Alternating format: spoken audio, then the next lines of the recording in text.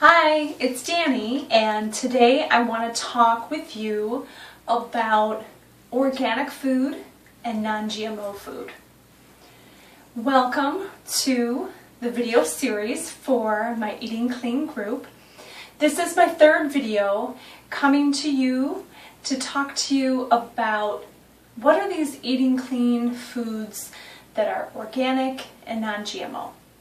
Well, part of my story, you guys are learning and you're learning more about my journey, and part of what I want to share with you is something that I have found that really has made a huge difference with my life and my kids' life. Organic food and non-GMO food is something that I introduced a while back, and I started slowly taking out anything that was genetically modified or included gluten, dairy, and also made sure that most of what I am buying is organic. My reasoning with this is just simply that the more that I started researching and finding out that a lot of our food back in the 1990s started getting genetically modified. Now, for me, when I learned what this meant, I got really upset because I'm a migraine sufferer. I started having digestive issues. I've been through a lot with that.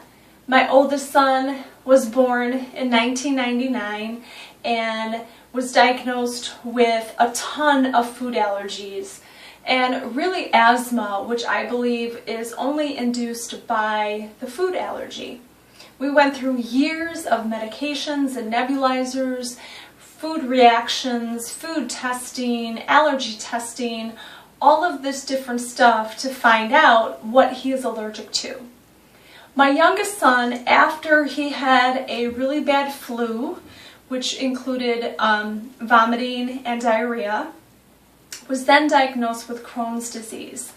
And we really control the Crohn's disease and the allergies all with food, no medications. So what I want to talk to you about is the fact that for me, what I started doing was not buying food that was full of chemicals and pesticides and herbicides.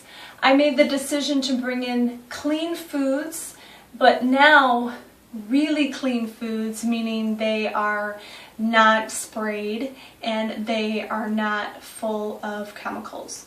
I also changed and made sure that it was all non-genetically modified food. Basically, the top genetically modified foods that are out there are things like corn and soy. And if you think about corn, it's in everything. When you look at syrups and you look at canola oil and derivatives and a lot of soy as well, soy lecithins, it's in so much of our food. So what I like to share with you guys is this.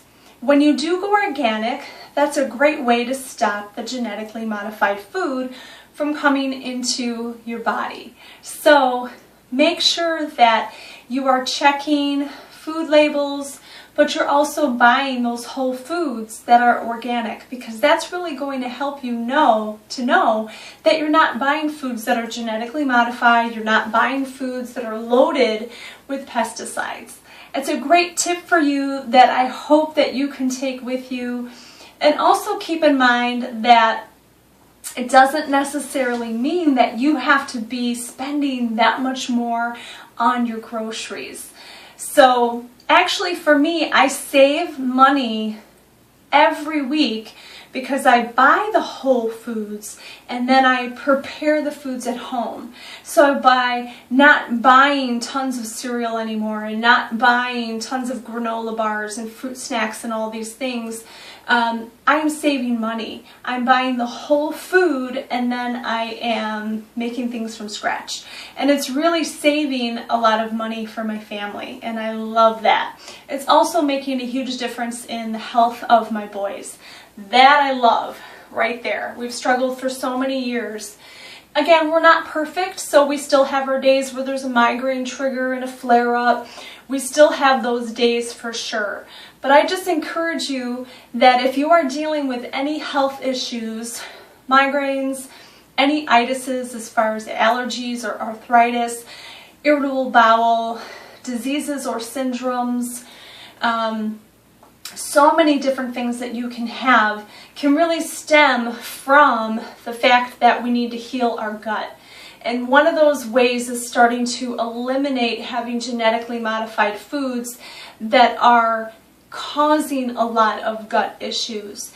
And the gut is our system to, help us heal. So we want it to be functioning really properly. So I can talk a little bit more in the future with some videos about how to heal your gut as well. But today I just wanted to get this extra video in with you because it's really something that I have a passion about. Along with eating clean, is choosing the right kind of food. And you don't have to go crazy right away at the grocery store and make all of those changes right away, because then you will be spending a little bit more in the beginning. But it will balance out when you start to get the hang of it and you're choosing the whole foods and you're not buying the processed as much. And you'll also learn what are the foods that are highly sprayed and what is more of what we call the cleaner. So I will upload for you something that's called the Clean List and the Dirty Dozen. This way, when you guys are at the grocery store, you can say, oh, I'm going to choose this organic every time because it is highly sprayed. And I'm going to choose this conventional because it has a thicker skin or it's not directly on the ground and highly sprayed. So for an example, some things that I always buy organic are apples, peppers, berries, and that's really a good amount of the organic produce for me. And also kale, tomatoes, cucumbers. Cucumbers you can probably get away with conventional, it's a thicker skin. So just kind of, keep in mind with what you're choosing and also what's on sale when you're at the store. I'd like to encourage you also to maybe spend a little bit more now on the organic grass-fed meats and eggs and the produce, and spend less later on healthcare and medical needs. So it can really make a difference. For me and my family, it has. We were in the doctor's office way less this past year. It really made a difference with the amount that we were spending on medical bills and not having to fill prescriptions. So, yay! So it's working. It's really making a big difference. And I just wanted to share that with you today. If you have more questions on that, please let me know. Comment below. I'm going to post some links to some great places that you can learn more about what is genetically modified foods, what does that mean, and how you can learn to look for the labels, look on the produce with the coating. I'm going to put that information in here for you to help you out and give you a little bit more of a place for you to look to research on your own. All right, thanks guys. I hope you're having a great day. Comment below and let me know how you will start to include choosing organic foods and looking for the non-GMO label when you shop. Thanks.